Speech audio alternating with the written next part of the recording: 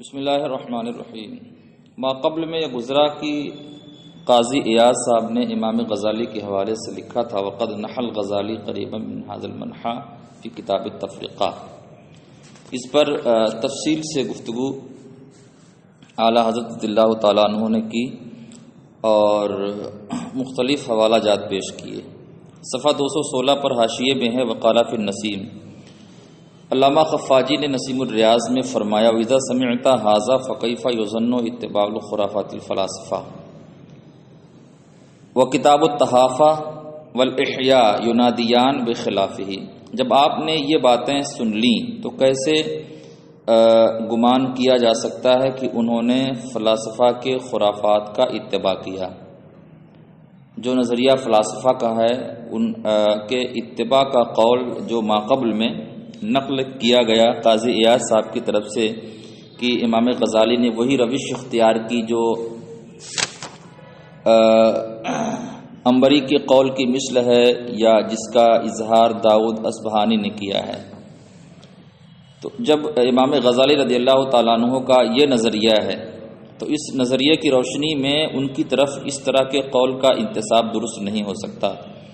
امام غزالی کی تو مشہور کتاب ہے تحافۃ الفلاسفہ اور احیاء العلوم۔ ان دونوں کتابوں کے حوالے سے کہتے ہیں وہ کتاب التحافہ والاحیاء ینادیان بخلافہ۔ ان کی کتاب التحافہ اور احیاء العلوم اس کے خلاف ظاہر کرتی ہیں، یعنی جو نظریہ ان کی طرف منسوب کیا گیا ہے ان دونوں کتابوں میں اس نظریے کی خلاف باتیں ہیں۔ اس کا مطلب یہ ہوا کہ یہ انتساب درست نہیں ہے۔ وقد رأى بعض المشائخ الغزالی بین یدی رسول اللہ صلی اللہ علیہ وسلم یشکو من شخص طعن فیہ فامر رسول اللہ صلی اللہ علیہ وسلم بضربہ بالسیاط فانتبہ وبہ اثر الضرب وعلمہ۔ فرماتے ہیں کہ بعض مشائخ نے خواب میں امام غزالی کو دیکھا کہ آپ آقا صلی اللہ علیہ وسلم کے حضور حاضر ہیں اور ایک ایسے شخص کی شکایت کر رہے ہیں جس نے آپ پر طعن کیا تھا، تو آقا صلی اللہ علیہ وسلم نے اس شخص کو کوڑے مارنے کا حکم دیا اور جب وہ شخص بیدار ہوا تو اس پر مار کا اثر ظاہر تھا، اس پٹائی کا اثر ظاہر تھا۔ تو اس سے یہ سمجھ میں آتا ہے کہ امام غزالی رضی اللہ تعالیٰ عنہ کا مقام کیا ہے۔ جب وہ اتنا بلند رتبہ ہیں کہ خواب میں بھی اگر کسی کو ان کے حوالے سے طعن کی بنیاد پر یہ سزا مل رہی ہے تو اس سزا کا اثر اس کے بیدار ہونے کے بعد بھی اس کے جسم پر نظر آ رہا ہے، یہ ان کی مقبولیت ہے۔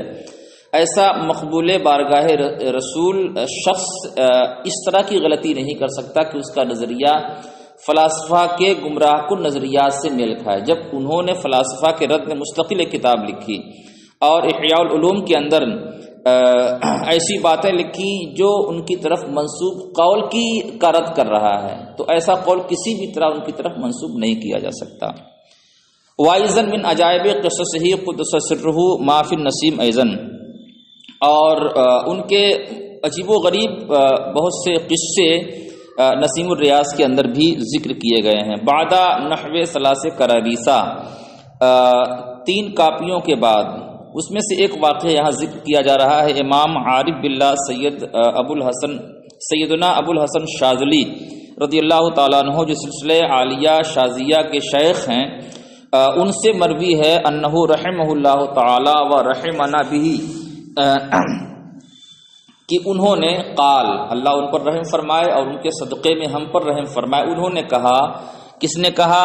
امام شاذلی نے فرمایا، ان کی روایت ہے استجعت فی المسجد الاقصی فی وسط الحرم، مسجد اقصی کے وسط حرم میں لیٹا ہوا تھا، فدخل خلق کثیر افواجا، تو بھیڑ کی شکل میں ایک ازدحام داخل ہوا مسجد میں، فقلت ما ھذا الجمع، تو میں نے پوچھا کہ یہ کس طرح کا ازدحام ہے، یہ بھیڑ کیسی ہے؟ تو لوگوں نے کہا یہ انبیاء اور رسولوں کی جماعت ہے، جمع الانبیاء والرسول صلوات اللہ تعالی وسلامہ علیہ، قد حضروا، یہ سب حاضر ہوئے ہیں، لیشفعوا فی حسین الحلاج عند محمد صلی اللہ علیہ وسلم، تاکہ یہ حسین حلاج کے بارے میں اللہ کے رسول کی بارگاہ میں سفارش کریں فی اساعت ادب وقعت منہ، اس بے ادبی کی بنیاد پر جو حسین حلاج سے واقع ہوئی۔ فنظرت الی التخت، پھر میں نے تخت کی طرف نگاہ کی، فاذا نبینا صلی اللہ علیہ وسلم جالس علیہ بانفرادہ، تو میں نے دیکھا کہ آقا صلی اللہ علیہ وسلم اس تخت پر تنہا تشریف فرما ہے، وجمیع الانبیاء صلوات اللہ علیہم علی الارض جالسون، اور تمام انبیاء علیہم السلام زمین پر تشریف فرما ہیں، مثل ابراہیم و موسیٰ و عیسیٰ و نوح علیہ الصلوۃ والسلام، جیسے حضرت ابراہیم، حضرت موسیٰ، حضرت عیسیٰ، حضرت نوح علیہ السلام، یہ سارے انبیاء وہاں حاضر تھے۔ فوقفت انظر واسمع کلامہم، تو میں رک کر ان کی طرف دیکھنے لگا اور ان کی باتیں سننے لگا۔ فخاطب موسیٰ علیہ الصلوۃ والسلام محمد صلی اللہ علیہ وسلم فقال له، تو حضرت موسیٰ علیہ السلام نے آقا صلی اللہ علیہ وسلم کو مخاطب کر کے عرض کیا، کہا انکا قلت، آپ نے فرمایا ہے علماء امتی کا انبیاء بنی اسرائیل، کہ میری امت کے علماء بنی اسرائیل کے انبیاء کی طرح ہیں۔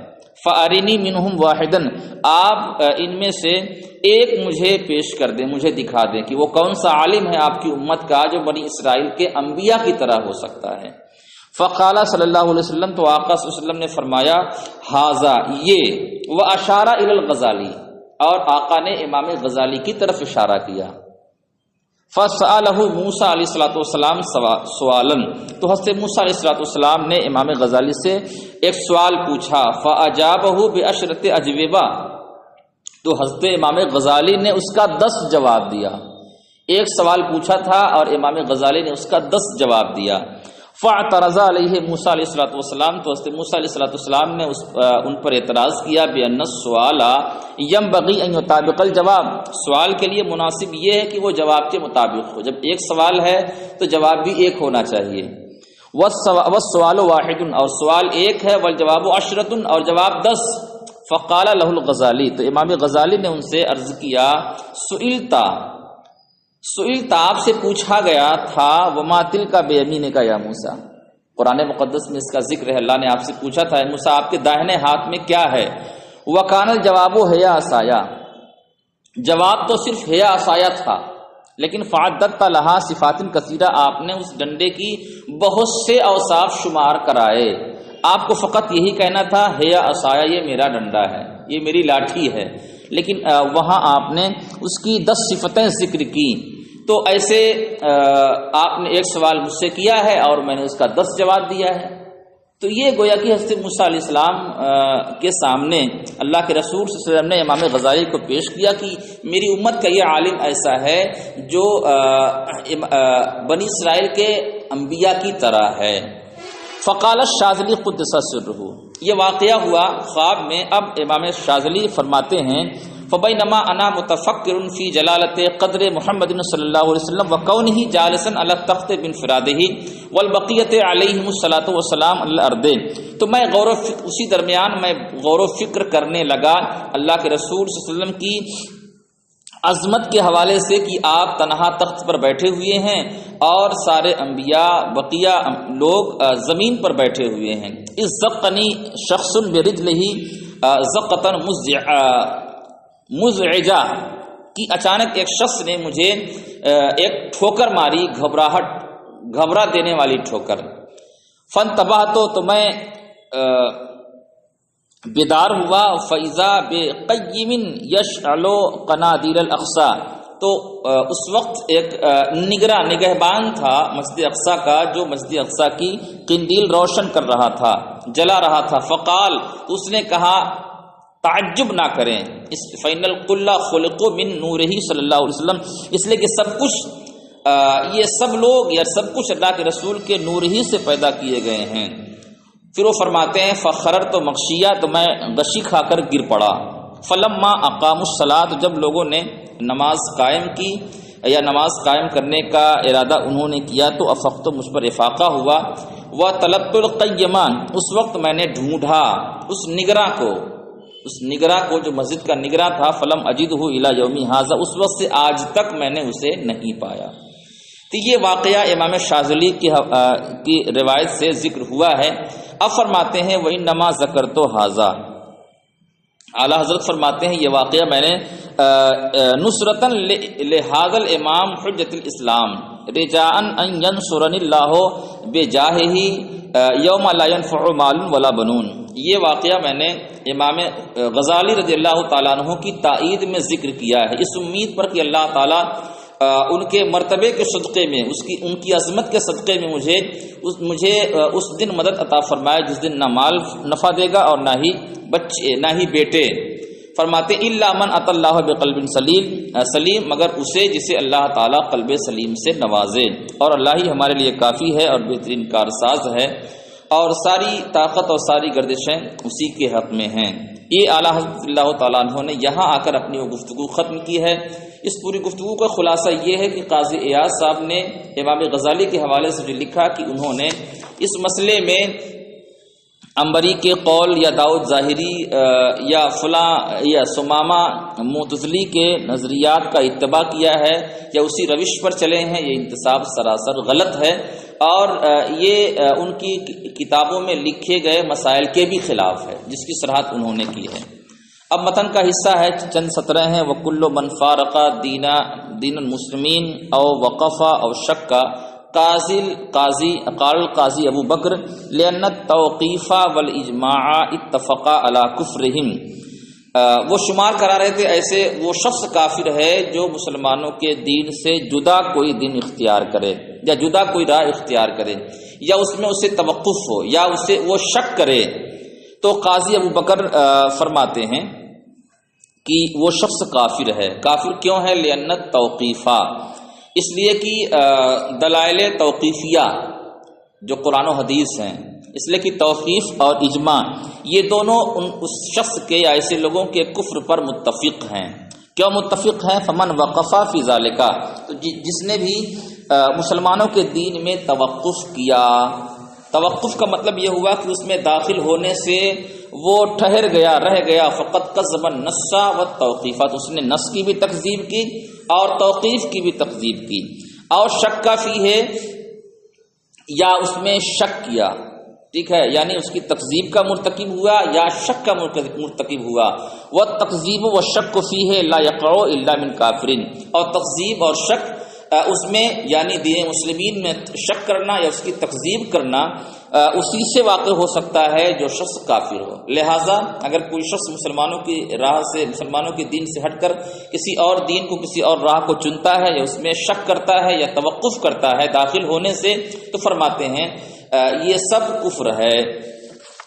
اب اس کے بعد معتقد کے مصنف فرماتے ہیں والخفاجی تکلم فی النسبۃ الغزالی، اور خفاجی نے امام غزالی کی طرف اس قول کی نسبت میں کلام کیا، و نقل کلامہ من المستصفیٰ، اور امام غزالی کی ایک دوسری کتاب المستصفیٰ ہے، اس سے امام غزالی کا ایک دوسرا کلام نقل کیا، اور اس کتاب کے اندر کیا لکھا ہوا ہے، وفی ہے اس کتاب میں ہے کیا، قولہ اے قول العنبری، قول العنبری کیا ہے، کل مجتہد فی العقلیات مصیب کالفروع، عنبری کا قول یہ ہے ہر مجتہد مسائل عقلیہ میں مصیب ہے جیسے فروع میں وہ مصیب ہے، جیسے فروع میں مصیب ہے ایسے ہر مجتہد عقلیات میں بھی مصیب ہے۔ امام غزالی فرماتے ہیں باطل، یہ قول عنبری کا باطل ہے۔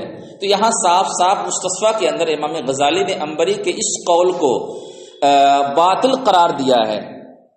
کیوں باطل قرار دیا ہے؟